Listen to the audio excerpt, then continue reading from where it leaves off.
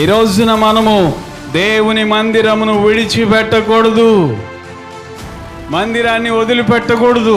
ఎందుకంటే నీ ఆశీర్వాదాలకు కారణం దేవుని మందిరమే, నీ ఆరోగ్యానికి కారణం దేవుని మందిరమే, నీ ఉద్యోగానికి కారణము దేవుని మందిరమే, నీ కుటుంబ క్షేమానికి కారణము దేవుని మందిరమే. గనుక మందిరాన్ని మనం విడిచిపెట్టకూడదు.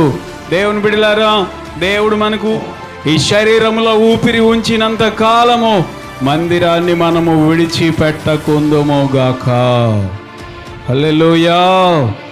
సామెతల గ్రంథములో 27 అధ్యాయం 8వ వచనంలో రాయబడింది, ఇల్లు విడిచి తిరిగేవాడు, తన ఇల్లు విడిచి తిరిగేవాడు గూడి విడిచి తిరిగే పక్షితో సమానము.